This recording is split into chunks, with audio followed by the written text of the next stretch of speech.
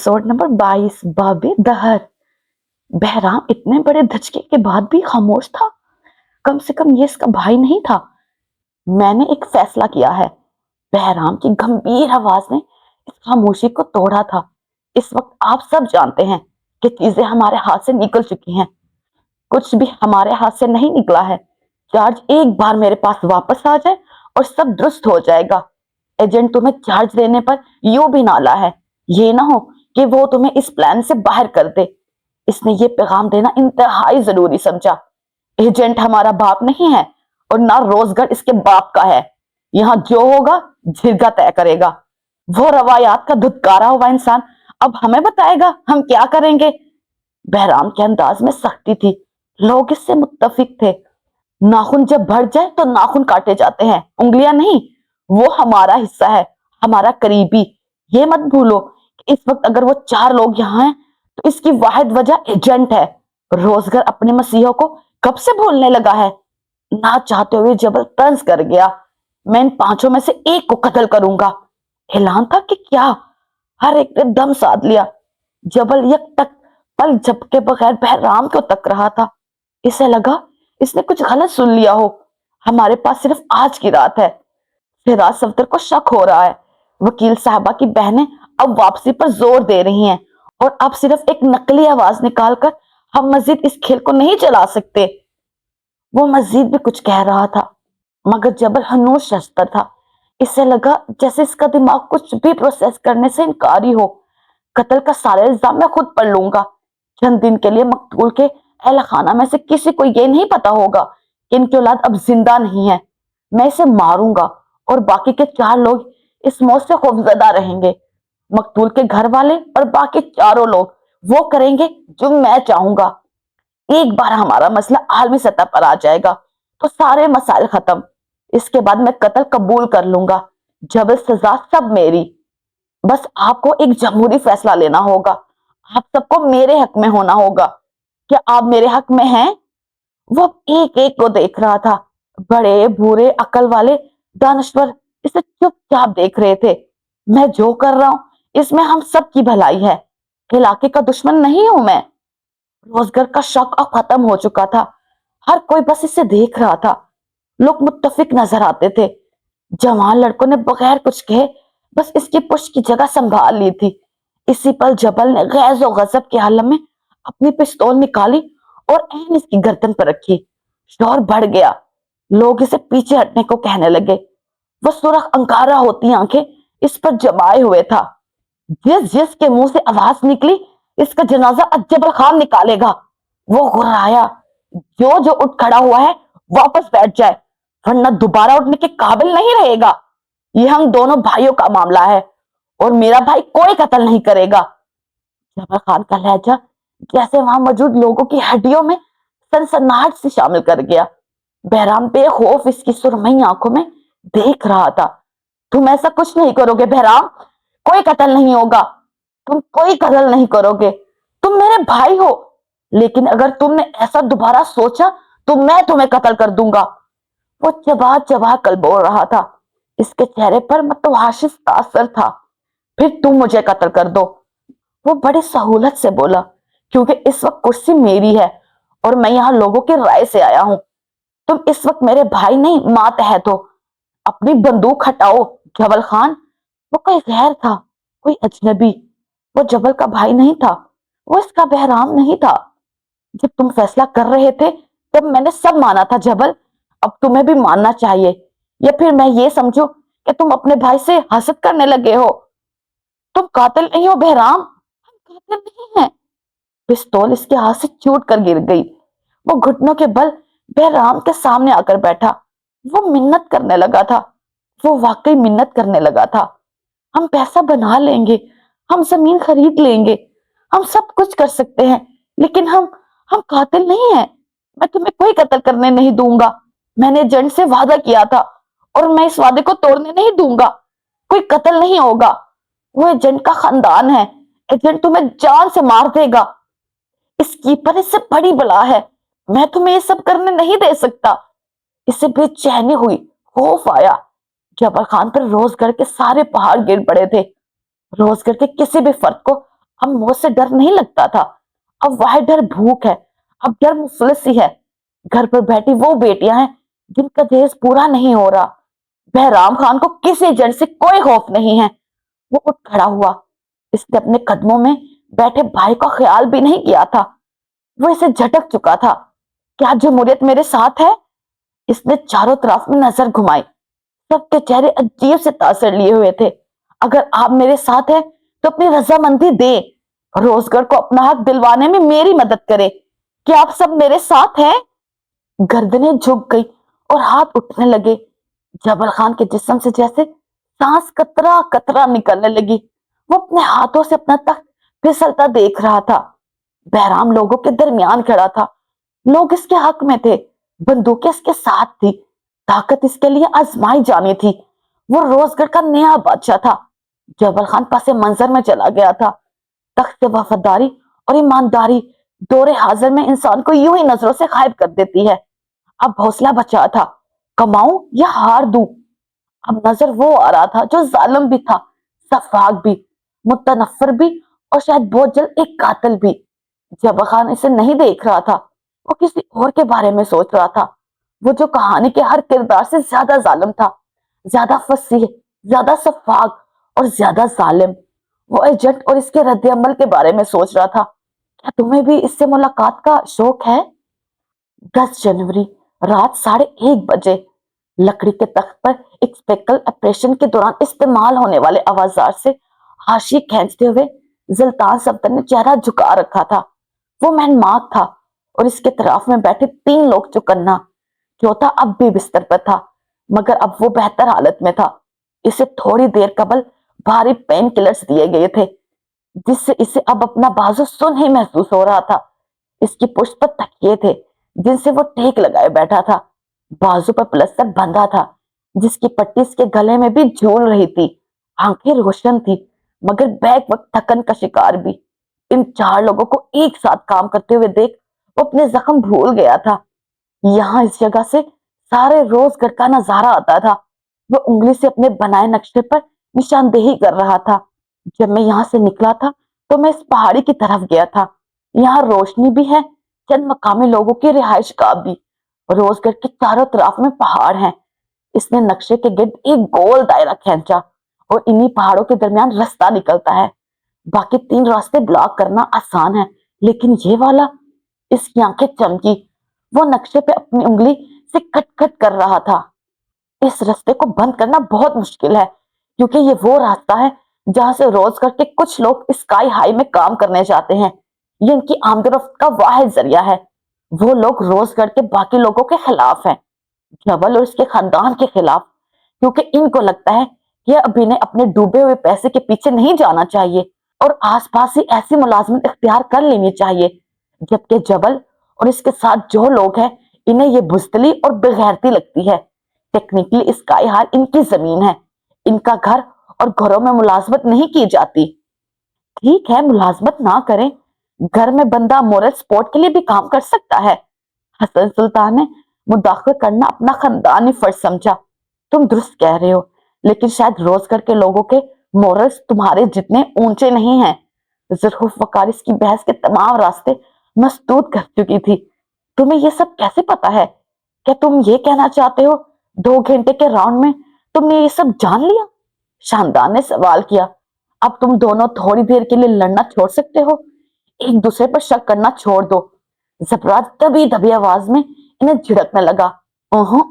ایک دوسرے پر شک کرنا بالکل مت چھوڑنا، زلطان سنجیدگی سے کہنے لگا۔ ہمارے درمیان ٹروجن ہاؤس موجود ہے اور ہمیں اس بات سے بے خبر نہیں رہنا چاہیے۔ میں نے 2 گھنٹے راؤنڈ نہیں لگایا، میں نے 2 گھنٹے ریسرچ کی ہے۔ ٹروجن ہاؤس، تم بھی تو ہو سکتے ہو، ہم تمہارے پلان پہ کیسے یقین کریں؟ زلطان نے اپنی نگاہیں اٹھا کر زرخف کو دیکھا تھا، اس کی آنکھیں مسکرا رہی تھی۔ پلان اچھا ہے، کول بھی، اگر تم مجھ پر پہلے شک کرتی تو میں ضرور اس بارے میں سوچتا۔ باتیں مت گھماؤ سلطان، وہ ناگواری سے بولی۔ سلطان کے اطمینان میں کوئی کمی نہیں آئی۔ میں نے کب بات گھمائی؟ تم مجھے ٹروجن ہاؤس کہو گی تو میں بن جاتا ہوں، تم مجھے ایجنٹ کہو گی میں بن جاؤں گا، تم مجھے بہرام کہو میں بن جاتا ہوں، जो तुम कहो जी। इसके जी कहने पर रेक के चेहरे पर मुस्कुराहट दौड़ गई थी। वो इसे चिढ़ा रहा था और जुल्फ चिढ़ रही थी। अगर तुम ट्रोजन हाउस हुए तो मैं तुम पर केस करूंगी। अच्छा, यानी कैसा केस? किस नौयत का? वो रुख मुकम्मल इसकी तरफ मोड़े हुए था। वो दोनों अपने इर्द गिर्द को फरामोश किए हुए थे, यूं जैसे इन दोनों के अलावा वहां कोई नहीं था। क्या तुम मुझ पे ये केस करोगी कि मैं ट्रोजन हाउस बनकर बहुत ही हैंडसम लगता था और तुम मेरे लिए अपना मंगेतर को छोड़ने पर तैयार थी? या फिर मैंने ट्रोजन हॉर्स बनकर अपने लोगों से तुम्हारी ये हालत करवा दी? वो इसके बिखरे हुलिये पर चोट कर रहा था। तुमने अपनी हालत देखी है? किसी पागल खाने से भागकर आए हुए लगते हो। भाग्यों के लगने को छोड़ो, तुम ये बताओ मैं तुम्हें कैसा लगता हूँ? हैंडसम, कूल या फिर चार्मिंग? वो लबों पर हल्की मुस्कुराहट और आंखों में मजबूत सा तासुर लिए इसका इम्तिहान लेने पर तुला हुआ था। जुल्फ की रंगत सुर्ख हुई। मैं तुम्हारी तरफ देखती ही नहीं, इसलिए मुझे नहीं पता तुम कैसे लगते हो। इसकी सही तरह से सिट्टी अब गुम हुई थी। जाहिर है अब तुम इस बेचारे को कहाँ देखोगी? आजकल तो तुम इस लंगूर को देखती हो ना। शानदार सलग कर बोला। वैसे क्या देखकर इससे रिश्ता जोड़ा तुमने? मेरा तो देखते ही मूड खराब हो गया था। तो तुम मत देखो इसे, मैं देखूंगी, यही बहुत है। वो तड़क कर बोली। सुल्तान की मुस्कुराहट जाने क्यों फीकी पड़ी थी। वो क्यों इसे देखना चाहती थी? एक बात बताओ सुरखुफ, कैसा आदमी है ये? यानी सुर्ख झंडा तो नहीं, कोई माजी के चक्कर वगैरह? सफराज ने थोड़ी पर उंगली रखकर सोचते हुए पूछा। पूरा सब समंदर है वो, ढूंढने से भी इसके जैसा ग्रीन फ्लैग नहीं मिलेगा। फिलहाल तो वो तुम्हें ढूंढ रहा होगा। हसन हंसते हुए बोला। सोचो जरा, तुम्हारे निकाह में 3 दिन बाकी है। बाकी सब मुस्कुराए थे मगर सुल्तान नहीं। इसे कुछ बुरा लग रहा था, बहुत बुरा। कसम ले लो मुझसे, तुम्हारी फिक्र देखी नहीं जाती जुल्खुफ। अगर मैं हानि में इंटरेस्टेड ना होता, बाखुदा मैं तुमसे शादी कर लेता। और तुम मेरे दोस्त ना होते तो मैं तुम्हारा जनाजा उठाता। सुल्तान जेर लब भड़बड़ाया। तुम हसन से शादी कर लो ना, अच्छा प्यारा नेक और सुलझा हुआ बच्चा है। जबराज ने मशवरा दिया। शादी करनी है तो मैं राजी हूँ, लेकिन ये जो लफ्ज मेरी शान में कहे गए वल्लाह सब झूठ है। बेड पर बैठा मरीज भी बोला था। इसने आंखें बमुश्किल खोल रखी थी। नकाहत से इसकी हालत बुरी थी। थैंक यू, लेकिन मैं तुम सब की तरह शादी के लिए मरी नहीं जा रही, और ना ही मेरा होने वाला शोहर तुम लोगों जितना नासमझ और गधा है। इसलिए अपने मशवरे अपने पास रखो। तुम लोग जैसे शोहर से अच्छा है मैं सिंगल रह लूं। अभी सुल्तान ने कुछ कहने को मुंह खोला था कि दरवाजा एक धाड़े से खुला। वो 5 हसीन अपनी अपनी जगह ठहर से गए। बहराम खान सपाट चेहरे के साथ सीढ़ियां उतरता हुआ आ रहा था। इसके आगे पीछे दाएं बाएं लोग थे। आज इनकी नजरें मुख्तलिफ थी, अंदाज बेखौफ। कुछ था जो बदला जा चुका था, कुछ नहीं, शायद बहुत कुछ। इन 5 लोगों में से कोई कुछ नहीं बोला, बस गैर इरादी तौर पर वो कंधे से कंधा मिलाकर एक साथ खड़े हो गए, नजरें चौकन्ना, बदन की हर हर हिस्स हाजिर। तुम लोगों में से वीडियो बनाने में पहल कौन करेगा? वो उनके सामने आकर रुका, अंदाज बेलचक था। जिसे बनानी है वो आगे आए, वरना आज तुम्हें कलमे के बगैर मौत मिलेगी। तुम्हारा दिमाग खराब है? जाओ जबल खान को भेजो।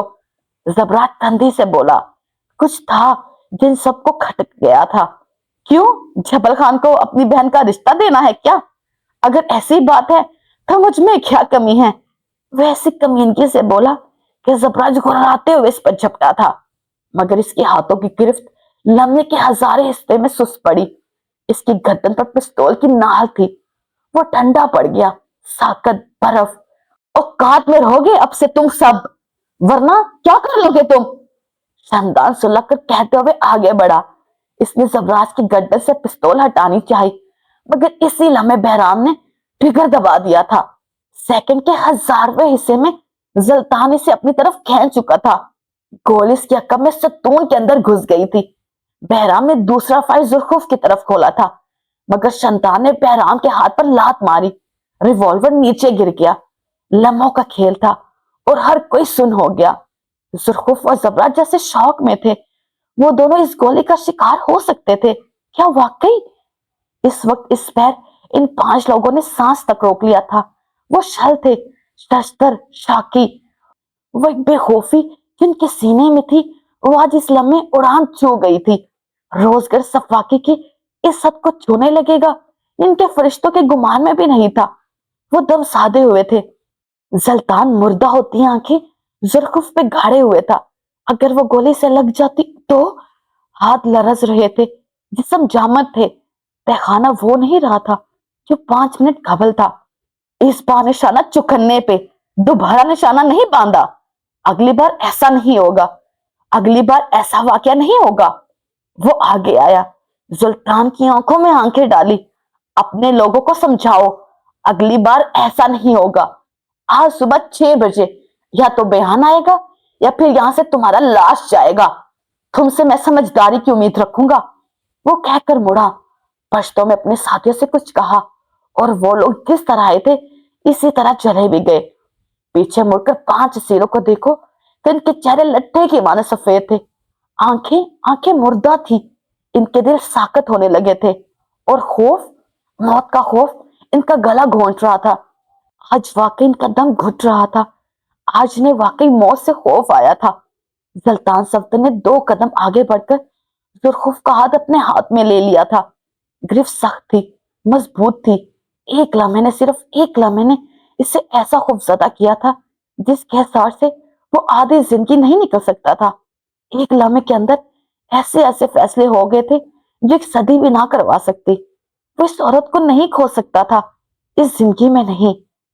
11 जनवरी, वक्त रात के 2 बजे।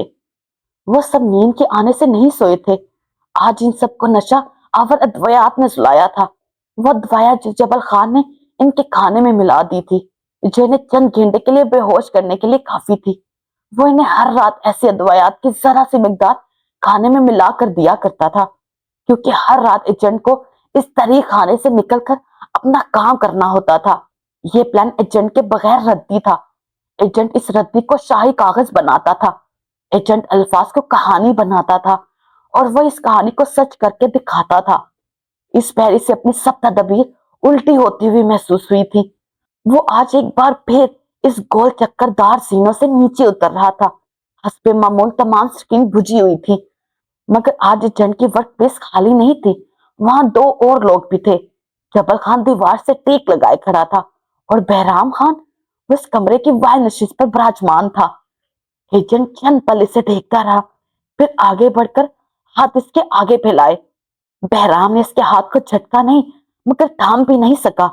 वो कुर्सी से उतरकर जो ही सीधा हुआ था, इसी लम्हे एजेंट ने बरक रफ्तारी से उसे घुमाया और एक ही बाजू के जोर से इसका सर मेज से लगाया।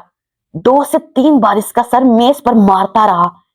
बहराम फड़फड़ाने लगा, मगर इसी पल एजेंट ने अपने घुटने से एक बार इसकी पुष्ट पर किया था। वो बिलबिला कर रह गया। वह सफाकी की हदूद को छूने लगा था। इसकी आंखें सपाट थी। वो धड़ाधड़ इसके सर मेज पर मार रहा था। मेज की सतह खून आलूदा होने लगी।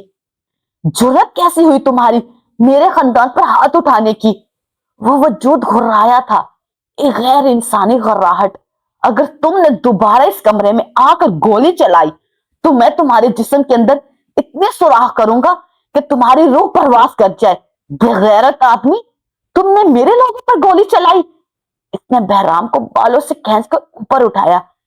जबल बिल्कुल खामोश था, ऐसे जैसे ये किसी फिल्म का मंजर हो, ऐसे जैसे सामने इसका कोई अजीज ना हो। एजेंट ने अभी से जमीन पर पटका था। बहराम शायद मुजाहमत नहीं करना चाहता था। वो खामोशी से मार खाता रहा। वो जमीन पर गिरा पड़ा था, और एजेंट इसे पैर से ठोकर मार रहा था। एक लम्हे के लिए जबल खान का दिल पसीजा था। इसने आगे बढ़ना चाहा, मगर रुक गया, लब भींच लिए। एजेंट अपने बूट इसके मुंह पे, कमर पर मारे जा रहा था। साथ साथ वो इसे गालियां बक रहा था। इसके इश्तियाल की कोई हद नहीं थी। जबल को अब इसका हर वार अपने दिल पर होता महसूस हुआ। जान से मारोगे? तुम मेरे लोगों को जान से मारोगे? मेरे खानदान को जान से मारोगे? तुम खुद भी तो इन्हें मार रहे हो। वो हाथ चेहरे के सामने लाते अपना बचाव करते हुए बोला था, धोखा, झूठ, दगा, तुमने भी इन्हें मौत दी है। मैं मारूंगा, लेकिन अगर किसी और ने मारा तो जान से मारूंगा। वह घुटनों के बल नीचे बैठा اور بہرام کا منہ دبوچا اتنی سختی سے کہ اس کے جبڑے ہل کر رہ گئے۔ اس کا دوسرا ہاتھ جبل کی طرف بڑھا ہوا تھا۔ بلا تردد وہ اس کے ہاتھوں پر اپنا ریوالور رکھ چکا تھا۔ ایجنٹ نے وہی ریوالور عین اس کی شہادت پہ رکھا۔ جبل خان کو یوں لگا تھا جیسے کسی نے اس کے سینے پر کوئی میخ سی ٹھوک دی ہو۔ وہ پترائی آنکھوں سے ایجنٹ کی صفاقی دیکھتا رہا۔ وہ اپنے چھوٹے بھائی کو موت کے بے حد قریب دیکھ رہا تھا۔ امتحان لیتا تھا تو جبل خان کا امتحان لیا جا رہا تھا۔ جو پلان پہلے دن تھا اب بھی وہی رہے گا۔ اگر تم نے اسے بدلنے کی کوشش کی تو خدا کی قسم میں تمہاری لاش کتوں کے آگے ڈال دوں گا۔ بہرام ایک عجیب سی بے خوفی لیے اسے تک رہا تھا، نڈر، بے باک۔ تمہارے دن گنے جا چکے ہیں جینٹ، اب میں تمہارا غلام نہیں، روزگار کا بادشاہ ہوں، تمہارے پلان پر تھوکتا ہوں میں۔ وہ عجیب کھوکھلی سی ہنسی ہنسا، یارا زا کوراشا۔ اس کی ایک آواز پر سکرینز ایک بار پھر آپس میں جدا ہوئی۔ دروازے کے پٹ کھلے اور کثیر تعداد میں کئی نوجوان لڑکے ہاتھوں میں بندوقیں لیے اندر داخل ہوئے۔ ایجنٹ ایک لمحے کے لیے بالکل تھم گیا۔ ان کے ہاتھوں میں جو بندوقیں تھی وہ ایجنٹ لایا تھا، وہ غیر قانونی اسلحہ جس کی بندوقیں کے نمبر اس نے بیٹھ کر تبدیل کروائے تھے۔ آج وہی بندوقیں ایجنٹ کے اوپر تان لی گئی تھی۔ اسے غصہ آنا چاہیے تھا مگر اسے بس رنج ہوا۔ اسے اٹھ کر ان لوگوں کو مارنا چاہیے تھا مگر وہ شل رہ گیا۔ جمہوریت اس کے خلاف ہو چکی تھی۔ بہرام نے اسے دھکا دے کر خود سے دور ہٹایا۔ جبل خان تیزی سے آگے بڑھا تھا اور اسے سہارا دینے کی کوشش کی۔ وہ جو اپنے بھائی کے لیے آگے نہیں بڑھا تھا وہ ایجنٹ کو زمین بوس ہوتے نہیں دیکھ سکتا تھا۔ ایجنٹ بھی یوں اپنے پلان کو زمین بوس ہوتے نہیں دیکھ سکتا تھا۔ تم کون ہو ایجنٹ؟ تمہاری پہچان کیا ہے؟ بہرام اب اس کے سر پر کھڑے سرد لہجے میں کہہ رہا تھا، تمہارا نہ اپنا نام ہے نہ کوئی شناخت، تم ایک کٹ پتلی ہو۔ اگر ایک بار بھی اب تم نے مجھے میرے ارادے سے باز رکھنے کی کوشش کی تو میں تمہارے ساتھیوں کو بتاؤں گا کہ تم کون ہو۔ نفرت کریں گے وہ تم سے۔ وہ اس کا دل دہلا رہا تھا اور ایجنٹ نے واقعی اپنا دل ڈوبتے محسوس کیا تھا۔ تمہارے ہاتھ سے جمہوریت نکل چکی ہے، اب تم سے جو ہو سکتا ہے تم کرو۔ میں نے نہ تمہیں پہلے قبول کیا تھا نہ اب کروں گا۔ وہ ذرا اس کے قریب جھکا، تمہاری یہ آنکھیں، مجھے ان آنکھوں میں کچھ نہیں دکھتا۔ یہ آنکھیں صرف جبل خان کو اپنی آنکھیں لگتی ہوں گی، مجھے نہیں۔ وہ ایک بار پھر اسے خطا غیر کر گیا تھا۔ ایجنٹ کے لیے گو کا یہ تانا نیا نہیں تھا مگر دل میں اٹھنے والا درد آج نئے سرے سے اٹھا تھا۔ وہ کنگ سا ہو گیا تھا، کہنا بہت کچھ چاہتا تھا مگر وہ چپ رہا۔ بہرام اب اپنے ساتھیوں کے لیے وہاں سے جا رہا تھا۔ جبل خان اب بھی اس کے قریب بیٹھا تھا۔ وہ دونوں خالی ہاتھ تھے۔ روزگار کے سب سے قابل لوگ جو ایک دوسرے کا عکس تھے، ان نے کوئی رستہ سجھائی نہیں دیا۔ کئی لمحے خاموشی میں گزر گئے۔ کہیں ساتھ بعد ایجنٹ کی ہلکی آواز اس کمرے میں گونجی تھی، میں نے تم سے کہا تھا جبل، میں نے کہا تھا وہ اس قابل نہیں ہے کسی سے پلان میں شامل کیا جائے، لیکن تم نے میری بات نہیں مانی۔ وہ میرا بھائی تھا ایجنٹ، جبل جیسے تھک کر بولا، تم نے جذبات درمیان میں لائے، میں نے تمہیں بتایا تھا جذبات دیمک ہے، تم نے میری بات نہیں مانی۔ اگلے کئی منٹ وہ دونوں اس فرش پر بیٹھے رہے۔ خاموشی کا دورانیہ طویل سے طویل ہوتا گیا۔ مختلف خوف تھے جو ان دونوں پر مختلف طریقوں سے حاوی ہو رہے تھے۔ کئی منٹ بعد جبل کی تھکی ہاری آواز سماعتوں سے ٹکرائی، تخت ہمیشہ اتنی قربانی کیوں مانگتا ہے؟ ایجنٹ خاموش رہا۔ کئی لمحے بعد وہ ہتھیلی سے فرش پر زور دیتے ہوئے اٹھا تھا۔ واپس کرسی کی طرف جاتے ہوئے اس کے قدم لڑکڑاہٹ کا شکار تھے، اس کی آنکھوں میں گہرا ملال تھا۔ بہرام خان نے اس کی کھڑی فصل کو آگ لگائی تھی۔ تخت قربانی نہیں مانگتا، تخت چوزر ہے، وہ اس انسان کو چنتا ہے جو اس کے لائق ہو۔ تخت بس امتحانی پرچہ تھما دیتا ہے، اس میں قربانی کا حصہ آپ نے خود لکھنا ہوتا ہے، قابلیت اور وفا کے سوالوں کے جواب بھی آپ نے دینے ہوتے ہیں۔ کئی بار لوگ تخت کے اس امتحان میں بہت بری طرح فیل ہو جاتے ہیں۔ وہ اب اپنی سکرین روشن کر چکا تھا، چہرے پر سپاٹ تاثر تھا۔ اب وہ کھٹا کھٹ ٹائپ کر رہا تھا۔ جبل خان تمید دامن تھا، اسے یہ کام نہیں آتا تھا، اسے قیادت آتی تھی، وہ جو اس سے چھن گئی تھی۔ تخت کا امتحان پاس کرنے والے کیسے ہوتے ہیں؟ تم جیسے، مجھ جیسے کیسے فرض شناس سچے دل کے صاف اور تخت کے لیے کچھ بھی قربان کر دینے والے، محبت بھی۔ وہ کہہ گیا تھا، کہنے والوں کا کچھ نہیں جاتا، سہنے والے کٹ کر رہ جاتے ہیں، اور تخت کا امتحان فیل کر دینے والے کیسے ہوتے ہیں؟ کہنے والے جب بڑھ جائے تو سہنے والے دل کو پکار دیتے ہیں۔ جبل خان کو یہ کرنا پڑا، بہرام خان جیسے جلد باز اور بغیرت۔ وہ تخت کو استعمال کر رہا ہے، باخدا وہ ایسی جگہ مرے گا جیسے پانی بھی نہیں ملے گا۔ ایسے مت کہیں، بھائی ہے وہ میرا۔ تخت اپنے آپ کو استعمال کیا جانا نہیں بھولتا۔ وہ ایسی فصل ہے جو ایک لمبے عرصے بعد پھل دیتی ہے، مشقت، محنت اور وفاداری کی کھاد کے بعد۔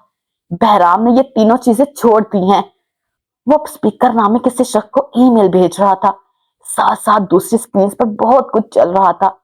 جانتے ہو جبل خان، جب ہم چھوٹے تھے تب بہت کہانیاں سنی تھی کہ تخت کے مالکین کو کبھی چین کی نیند نصیب نہیں ہوئی۔ غلط تھا، جھوٹ تھا۔ نیند انہیں نہیں ملتی تھی جنہوں نے تخت کو کھوٹا کیا، ان کے ساتھ بے وفائی کی اور جمہوریت کے ساتھ دوغلا پن کیا۔ تم ایسے نہیں کر سکتے، اس لیے تم اس وقت یہاں میرے ساتھ ہو، اپنے بھائی کے ساتھ نہیں۔ اسپیکر کے جوابی ای میلز فوری طور پر آئی تھی۔ وہ ناراض تھا، اس کے ہر لفظ سے یہی ظاہر ہوتا تھا۔ ایجنٹ اب اس کا جواب لکھ رہا تھا، ساتھ 2 سے 3 USB اٹھا کر ایک سے دوسری سکرین کے عقب میں گھساتا جا رہا تھا۔ اس کے ہاتھوں میں مشین کی سی پھرتی تھی، اس کا دماغ یہ دماغ ہو ہی نہیں سکتا تھا۔ میں جانتا ہوں جبل کہ تم اسی طرح میرے ساتھ رہو گے یا پھر جذبات تمہارا ساتھ روک لیں گے۔ آپ کو مجھ پر بھروسہ نہیں ایجنٹ؟ اس نے گلا نہیں کیا، بس سوال کیا۔ بہرام خان نے اس سے ایک دن کے اندر اندر بہت کچھ چھینا تھا۔ سرفرت اس میں اٹھی ہوئی گردن، مان اور ایجنٹ سے گلا تھا۔ مجھے ان لوگوں پر بھی بھروسہ تھا جن کے ہاتھ میں نے بندوقیں دی، اور آج وہ انہیں مجھ پر تانے ہوئے تھے۔ رنج تھا کہ ملال تھا، اس کا دل بری طرح شکست کھا گیا تھا۔ میں انہیں اس کے لیے کبھی معاف نہیں کروں گا۔ جبل فوراً بولا تھا، معاف تو اب تم بھی نہیں کیے جاؤ گے جبل خان۔ ایک جملہ تھا، صرف ایک اور جملہ۔ جبل خان کا دل شل ہو گیا۔ تم نے میرے حکم، میری بات کو ٹال کر جذبات اور بھائی چارہ نبھایا، میں تمہیں اس کے لیے کبھی معاف نہیں کروں گا۔ وہ درست کہتا تھا، اس کی بات پتھر پر لکیر نہیں تھی۔ ایجنٹ بذات خود لوگوں کے لیے ایک پتھر تھا۔ کیا وہ جبل خان کے لیے بھی یہی بن رہا تھا؟ وہ بے بسی سے سب تماشا دیکھ رہا تھا۔ کئی لمحے بعد جبل خاموشی سے اپنی جگہ سے اٹھا تھا۔ وہ بہت کچھ کھو چکا تھا، وہ بہت کچھ کھونے والا تھا۔ شروعات ہو چکی تھی، ان کسی نے نہیں دیکھا تھا۔ دنیا مکافات عمل ہے، کیا اس کا حق چھینا گیا ہو، کیا اس کے ساتھ ظلم ہوا ہو۔ 4 لوگوں کو یہاں لانا، ٹارچر کرنا، قید کرنا، خوف زدہ کرنا، یہ غلط کام تھا، غلط طریقہ۔ کسی کے خلاف سازش رچاتے وقت اگر تمہیں لگتا ہے اس سازش کے جراثیم تم سے نہیں چمٹیں گے تو تم غلط ہو۔ وہ سب آج صبح یہاں سے نکل جائیں گے۔ ایجنٹ سکرین پر گاؤں کے مختلف مناظر دیکھتے ہوئے کہہ رہا تھا، تم ان کے پاس یہ آفر لے کر جاؤ گے، تم انہیں زندہ سلامت یہاں سے نکالو گے، یہ تمہارا امتحان ہے اور یہی میرا حکم۔ لیکن روز گڑھ، زمینیں، اس نے تیزی سے گردن موڑ کر پوچھا، تمہارے خاندان کی بے وقوفی میں اپنے خاندان کو نہیں جھونک سکتا۔ میں نے سب کیا تھا، لیکن ان کی جان کوئی نہیں لے سکتا، کوئی بھی نہیں۔ تمہارا وہ بے وقوف بھائی بھی نہیں۔ وہ جیسے خود کو باور کروا رہا تھا، جبل کو بھی، ان سکرینز کو بھی، ہواؤں کو بھی۔ کاش دنیا انسان کے پلانز پر چلتی، وہ سب یہاں سے صحیح سلامت واپس جائیں گے، میں بھیجوں گا انہیں۔ کیا کوئی اس کی بات مان لے گا، یا روز گڑھ ایسا کھیل کھیلے گا جسے صدیوں یاد رکھا جائے گا؟ یاری رک جائیں۔ آپ نے اس ویڈیو کو لائک کیا؟ نہیں کیا نا، تو پلیز لائک کر دیں، اور چینل کو سبسکرائب کیا؟ وہ بھی نہیں کیا ہوگا یقیناً، تو وہ بھی کر دیں پلیز۔ اور اینڈ پہ کمنٹ کیا آپ نے؟ نظر آ رہا ہے آپ نے کمنٹ نہیں کیا، تو وہ بھی کریں تاکہ پتہ چلے یہ ویڈیو کہاں سے دیکھی جا رہی ہے۔ ٹیک کیئر، اوکے، اللہ حافظ، take care, tata, bye bye.